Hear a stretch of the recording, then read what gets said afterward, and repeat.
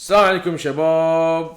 واليوم بنعطيكم مراجعة وراينا حق لعبة Destruction All Stars اللي تشوفونها ورانا. اولا شباب، اللعبة هذه كانت لعبة مجانية حق مشتركين البي اس بلس لشهر فبراير 2021. يعني لعبة مجانية اذا انت مشترك في البي اس بلس. شنو سالفة اللعبة؟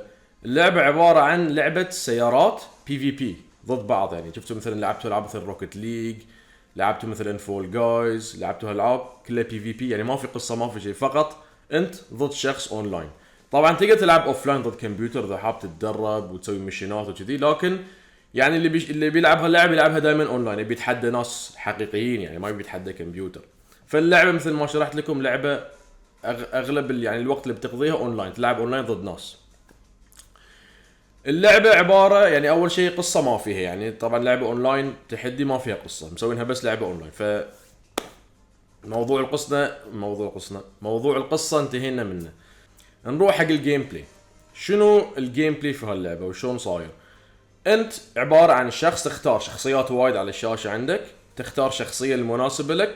طبعا كل شخصية لها باور معين، حركات يعني سبيشل معين، والسيارة اللي بعد يختارها السبيشل مالته لها حركة معينة، سوبر موف يعني. فتشوف انت اي شخصيه تناسبك اكثر شيء وتختارها حق تلعب فيها.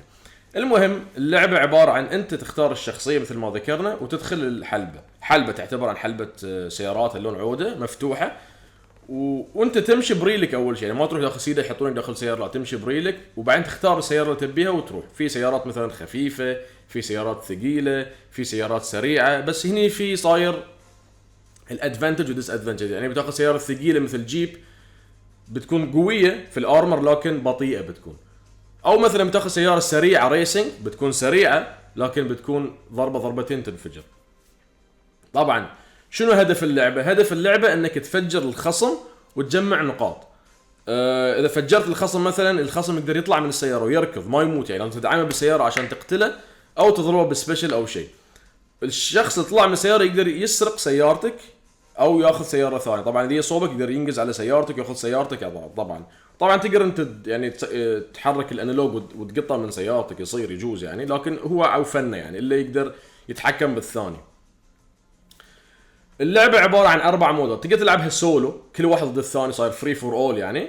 وفي مودات ثانيه مثلا تقدر تلعبها في حلبه مثلا 8 ضد 8 يلعبون. 8 ضد 8 انا اشوفه انسب شيء، احلى شيء، لان دائما اذا بروحك زحمه، اذا ويا فريق احلى يصير.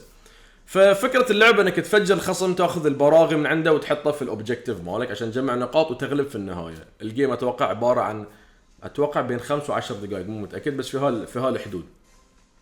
اول ما انا لعبت اللعبه حسيت اني شوي ضايع في اللعبه، ما فهمش السالفه، ما اعرف طريقه اللعبه. خذ لي يمكن بين ربع ساعه الى ثلث ساعه عشان افهم اللعبه وافهم مودات اللعبه وطريقه اللعب شلون. فالتعلم الليرنينج كيرف في اللعبه يعني مو وايد صعب، يبي لك يمكن ربع ساعه ثلث ساعه تتعلم عن اللعبه. عقب ما تتعلم عن اللعبه تصير ممتعه، يعني تفهمها وطريقه اسلوب اللعبه هاي، فتستمتع وانت تلعب اللعبه. اني الحين حق الجرافكس شفته عادي، يعني ما شفت فيه مثلا قفزه عاليه كجوده بي اس 5 ولا شيء، لكن الجرافكس مقبول، يعني انا عجبني الصراحه. واللي عجبني اكثر شيء ان اللعبه 60 فريم، تشتغل 60 فريم وكونستنت، ما فيها فريمات تطيح، يعني ما فيها مشاكل تقنيه، ما لاحظت ولا شيء من هالقبيل يعني. فسوليد برفورمانس من الجرافكس، والجرافكس كان حلو كلعبه توها يعني نازله على البلاي ستيشن 5. زين، شنو الاشياء اللي ما عجبتني في اللعبه؟ واحس ان الاشياء اللي يضيفونها في اللعبه تعدل من مستوى اللعبه ومن المتعه في اللعبه. مثلا المودات، حاطين لنا تقريبا 4 مودات، 2 سولو و2 تيم، بس حسيت انهم مو بكافيين، الواحد بيتملل، يعني يمكن يلعب يوم الثاني يتملل ما يبي يلعب بعد. فشنو المود اللي يقدرون يضيفونه؟ مثلا كانوا المفروض يضيفون كابتشر ذا فلاج، العلم، تاخذ العلم وترجع.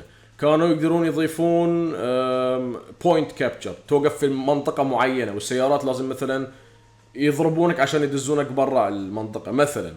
او مثلا بومب، تحط قنبله على واحد وفي وقت لازم يمر القنبله حق شخص ثاني. في يعني افكار وايد في اللعبه، كانوا هالاشياء مفروض يمكن مستقبلا ان باتش يضيفون هالاشياء، يعني يمكن هاي سيزون 1 سيزون 2 يمكن يضيفون هالمودات، يمكن، مو متاكد، لكن حاليا هالمودات مو متوفره.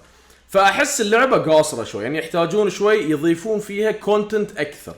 لكن اللعبه ممتعه، يعني انا العبها كنت استانس فيها، ما فيها اي مشاكل اللعبه وتحس بالمتعه اللي تلعبها، لكن عيبها انه بعد فتره تتملل وتحتاج يعني مودات اكثر.